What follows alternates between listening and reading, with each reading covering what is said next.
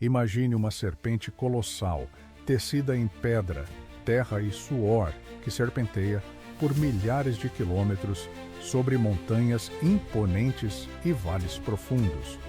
Uma barreira tão grandiosa que por muito tempo se pensou poder ser vista até mesmo do espaço. Mais do que uma simples construção, ela é um testamento à ambição humana, à resiliência de um povo e a uma história milenar gravada em cada rocha, em cada tijolo. Estamos, é claro, falando da Grande Muralha da China. Mas você já parou para verdadeiramente contemplar a jornada épica que levou à sua existência? Desde a primeira ideia, nascida do medo e da necessidade de sobrevivência, até a sua grandiosa finalização, que moldou uma nação e deixou um legado eterno que ressoa até hoje. Prepare-se para desvendar os segredos de uma das maravilhas mais impressionantes do mundo antigo e moderno. Uma saga de imperadores visionários, engenheiros incansáveis, soldados bravos e, tragicamente, incontáveis vidas que se sacrificaram por um ideal de segurança e unidade. Este não é apenas um vídeo sobre pedras e argamassa. É sobre o espírito humano indomável, a busca incessante por segurança e o poder avassalador de uma visão que transcendeu gerações, resistindo ao tempo e à própria história. Fique conosco até o final, pois a conclusão revelará o verdadeiro impacto e a relevância duradoura dessa maravilha nos dias de hoje e o que ela ainda tem a nos ensinar.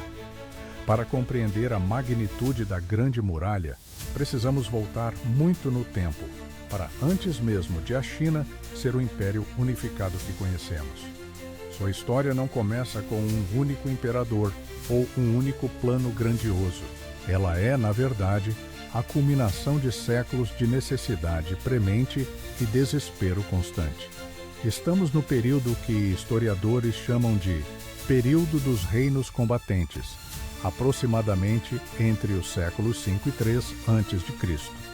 Uma época de caos e ambição desenfreada, onde 7 grandes estados, Qin, Qi, Shu, Yan, Han, Zhao e Wei, lutavam entre si por supremacia, pelo controle da Terra do Meio.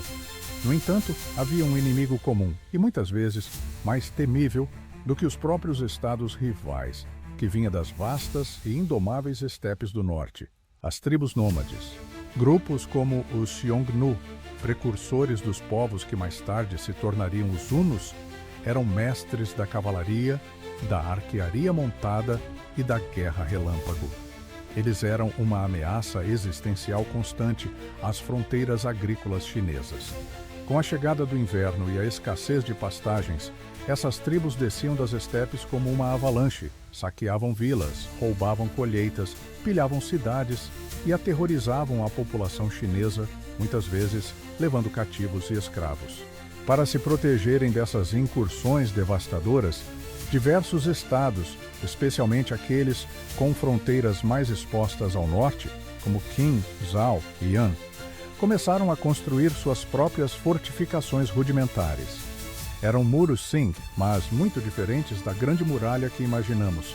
Eram predominantemente muros de terra batida, hangtu e cascalho, muitas vezes incompletos, desconectados e feitos às pressas. Eles se estendiam por dezenas ou centenas de quilômetros, protegendo áreas específicas, mas não formavam uma barreira contínua. Serviam como linhas de defesa locais, postos de vigia e abrigos temporários. Era o germe da ideia, a semente de um sonho coletivo de proteção que um dia se tornaria uma realidade grandiosa e unificada. Cada muro, cada trincheira, cavada contra os nômades, era um lamento, uma prece por segurança, gravada no solo. Essas primeiras construções eram mais como linhas de defesa locais do que uma muralha unificada, mas plantaram a base intelectual e prática para o que viria a ser a Grande Muralha. A necessidade ditou a inovação e a constante ameaça do norte forçou os chineses a pensar grande, a sonhar com uma barreira intransponível. Em 221 a.C., a história da China e, consequentemente, da Grande Muralha tomou um rumo decisivo. Um homem de ambição ilimitada e crueldade notória, o rei Zheng do estado de Qin conseguiu o impensável. Unificou todos os estados chineses sob seu domínio após décadas de guerras sangrentas. Ao realizar essa façanha, ele não se contentou com o título de rei. Ele se proclamou Qin Shi Huang, o primeiro imperador. Com a China finalmente consolidada sob uma única e poderosa bandeira, Qin Shi Huang virou sua atenção para a ameaça que há séculos pairava sobre as fronteiras do norte. As tribos nômades Xiongnu. Qin Shi Huang não queria apenas se defender, ele queria erradicar a ameaça de uma vez por todas. Suas campanhas militares contra os Xiongnu foram brutais e eficazes, empurrando-os para além das fronteiras tradicionais do império. No entanto, o imperador, um estrategista perspicaz, sabia que a segurança duradoura exigiria mais do que vitórias militares temporárias. Exigiria uma barreira permanente e inquestionável, um símbolo físico do poder imperial e da invulnerabilidade do seu novo império.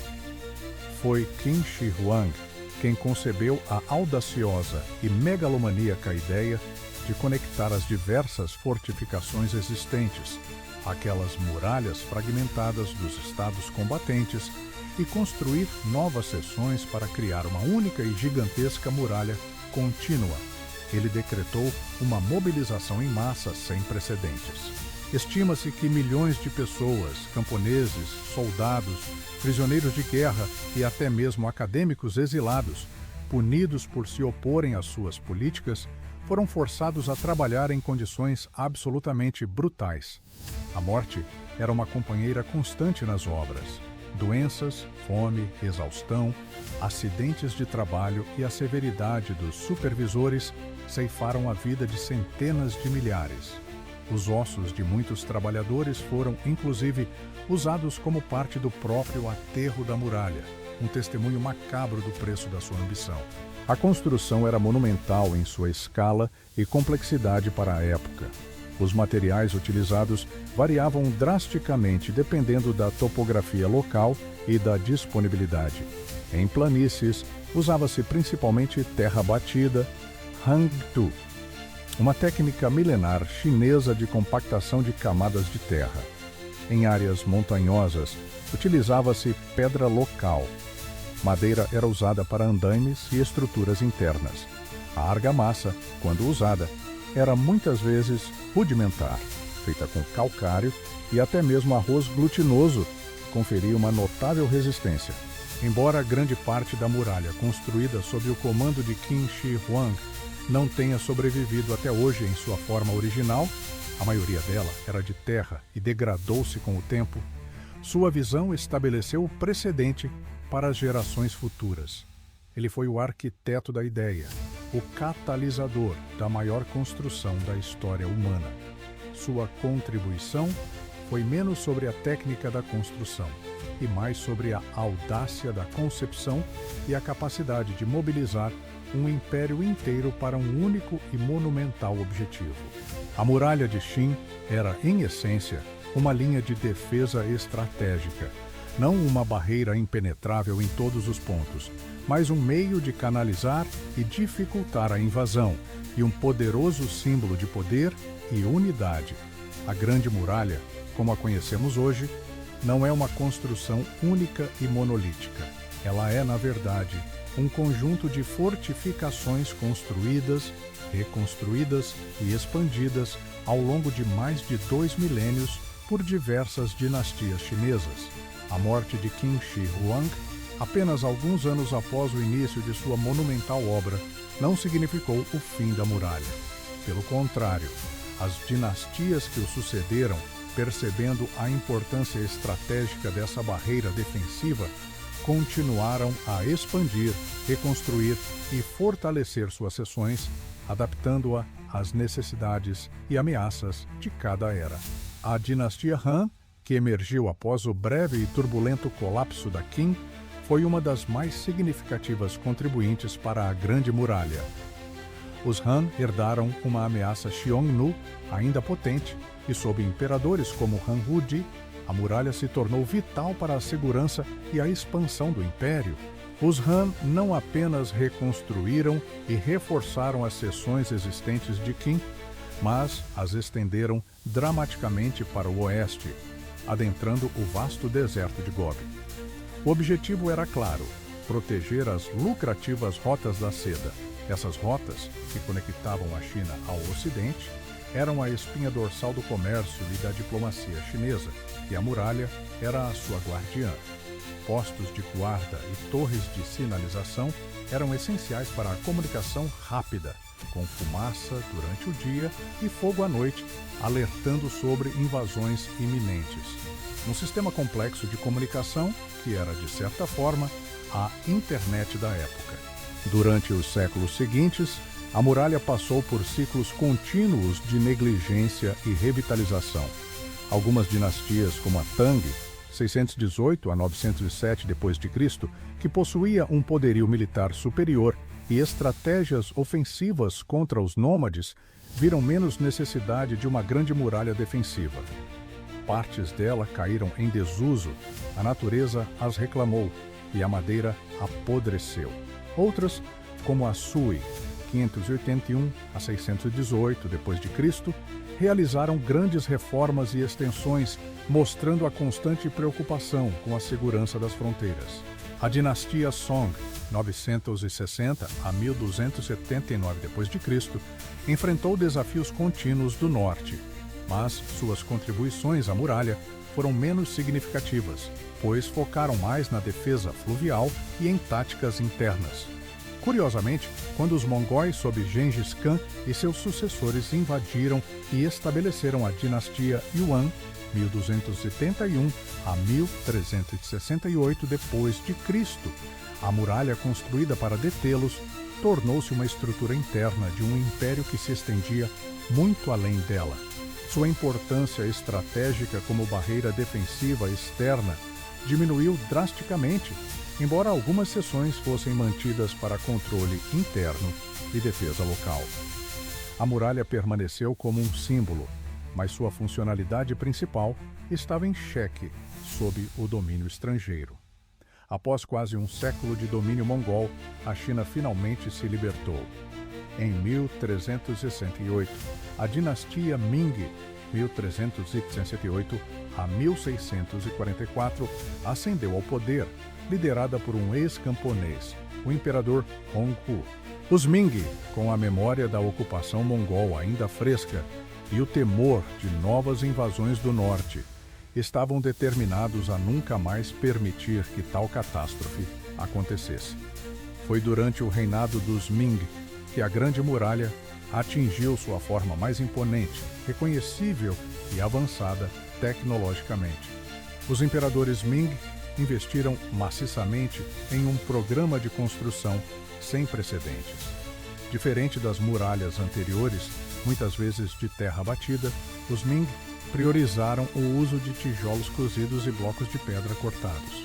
Esses materiais eram infinitamente mais duráveis, resistentes ao tempo e aos ataques do que a terra compactada. As técnicas de construção foram aprimoradas e a muralha tornou-se uma verdadeira fortificação militar. A muralha Ming não era apenas um muro, era um sistema de defesa complexo e integrado. Suas seções mais conhecidas são caracterizadas por torres de vigia, construídas a intervalos regulares, geralmente a cada 100 a 200 metros. Essas torres serviam como quartéis para os soldados, armazéns de suprimentos e pontos de observação e sinalização. Algumas eram verdadeiras fortalezas em miniatura. Ameias e parapeitos. O topo da muralha era equipado com ameias, paredes dentadas, que forneciam cobertura aos defensores e aberturas para atirar flechas ou usar armas. Plataformas de artilharia.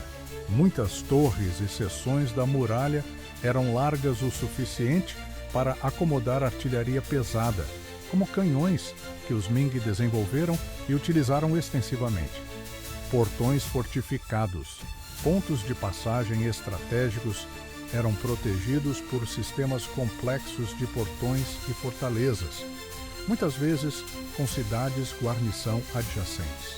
A mão de obra continuou a ser massiva, envolvendo soldados, camponeses e, sim, prisioneiros. No entanto, havia um senso de propósito nacional mais forte. A muralha se estendeu por milhares de quilômetros desde o leste, na costa do Mar Amarelo, em Shanhaiguan, até o deserto de Gobi, no oeste, em Jiayuguan. Essas duas passagens, portões fortificados, marcavam os extremos da Grande Muralha Ming. A engenharia dos Ming foi notável. Eles construíram a muralha sobre terrenos incrivelmente desafiadores. Picos de montanhas íngremes, desfiladeiros profundos, rios. A muralha se adaptava à paisagem seguindo as cristas das montanhas, fazendo uso das defesas naturais. Essa foi a grande finalização da muralha como a conhecemos hoje, o ápice de séculos de esforço e um testemunho da persistência da engenhosidade e da determinação chinesa em proteger seu império e sua cultura contra as invasões do norte. A Grande Muralha Ming não era apenas uma barreira, era uma declaração de soberania e resiliência. A Grande Muralha não era apenas uma estrutura inanimada de pedra e terra, era um organismo vivo, uma comunidade em si mesma, povoada por milhares de soldados, sentinelas e suas famílias que dedicavam suas vidas à sua defesa. A vida na muralha era árdua, monótona e, muitas vezes, solitária, exigindo uma resiliência quase sobre-humana.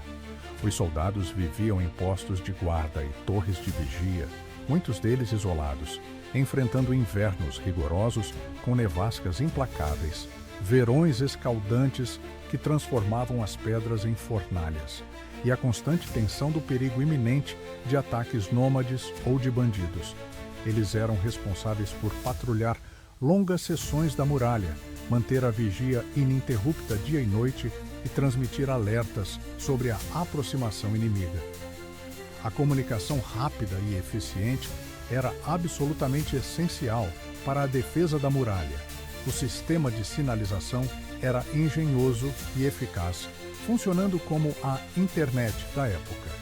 Durante o dia, utilizavam-se fogueiras que produziam fumaça, com diferentes cores e densidades para indicar o tamanho da força inimiga.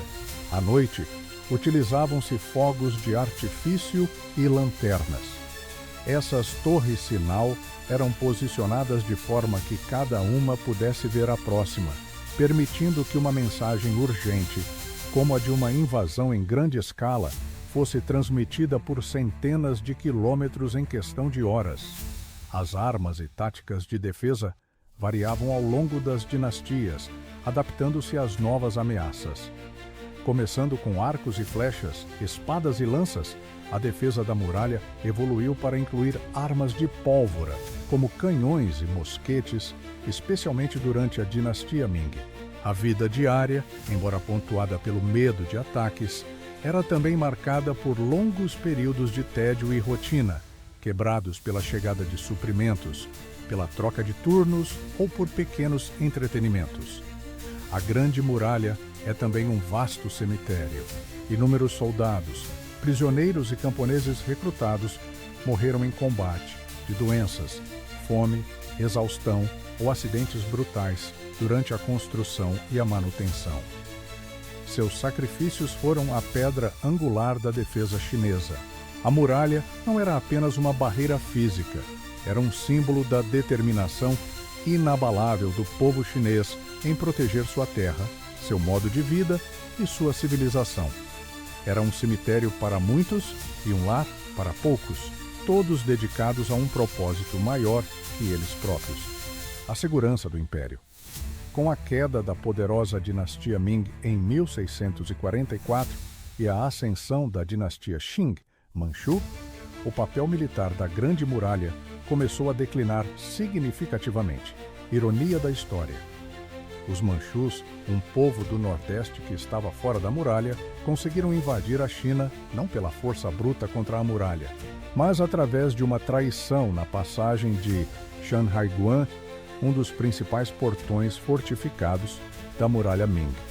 Uma vez no poder, eles estenderam seu império muito além das fronteiras da muralha, e a ameaça das tribos nômades do norte foi em grande parte eliminada. As novas tecnologias militares, como a artilharia de longo alcance e a mobilidade das tropas, tornaram a muralha menos eficaz como uma barreira defensiva estratégica principal. No entanto, mesmo perdendo sua função militar primária, a Grande Muralha nunca perdeu sua imensa importância cultural e histórica. Ao longo do século XX, especialmente após a fundação da República Popular da China, ela foi gradualmente reconhecida como um símbolo nacional da China, um testemunho duradouro de sua longa história, de sua resiliência inabalável e de sua engenhosidade sem paralelo. Em 1987, a Grande Muralha foi oficialmente declarada Patrimônio Mundial pela Unesco, garantindo sua proteção e reconhecimento global como uma das maiores obras da engenharia humana. Hoje, a Grande Muralha é, sem dúvida, um dos destinos turísticos mais populares e icônicos do mundo, atraindo milhões de visitantes de todos os cantos do planeta a cada ano. As seções mais bem preservadas, como Badaling, Mutianyu e Jinshanling, são um espetáculo à parte, oferecendo vistas panorâmicas deslumbrantes e uma conexão tangível com o passado. Mas muitas outras seções, mais selvagens e intocadas, continuam a desintegrar-se lentamente, lembrando-nos da fragilidade das obras humanas diante da força da natureza e do tempo. Ela nos lembra não apenas da história militar e política da China, mas da capacidade humana de conceber e construir obras monumentais que desafiam as eras e transcendem as fronteiras. É uma aula de arquitetura, engenharia, estratégia militar e, acima de tudo, de história humana. A Grande Muralha é um elo direto com um passado que, embora distante, ainda pulsa em suas pedras. A Grande Muralha da China, com seus milhares de quilômetros que serpenteiam por paisagens dramáticas, suas cicatrizes de batalha e suas incontáveis histórias de sofrimento e triunfo, é, em sua essência, muito mais do que um simples muro. Ela é um símbolo inabalável, um símbolo da busca incessante da humanidade por segurança, da teimosia implacável diante da adversidade e da surpreendente capacidade de transformar visões audaciosas em realidades monumentais que desafiam a própria passagem do tempo. Ela nos ensina sobre a persistência de um povo milenar, a complexidade das relações internacionais e a incrível evolução da civilização. Desde os primeiros fragmentos de defesa improvisados até sua grandiosa extensão, a muralha é um elo tangível com um passado distante, um eco de vozes e suores de gerações que se sacrificaram para construir algo maior que suas próprias vidas, algo que transcendesse suas existências efêmeras. A medição oficial mais recente e abrangente da Grande Muralha da China, divulgada pela Administração Estatal do Patrimônio Cultural da China em 2012, indica que seu comprimento total é de 21.196,18 quilômetros, aproximadamente 13.171 milhas. É importante notar que essa medida inclui todas as seções da muralha construídas por diferentes dinastias ao longo da história, mesmo aquelas que hoje estão em ruínas ou desapareceram, além de trincheiras e barreiras naturais, como montanhas e rios, que faziam parte do sistema defensivo. As seções mais conhecidas e preservadas, principalmente aquelas construídas durante a dinastia Ming, têm um comprimento de cerca de 8.850 quilômetros.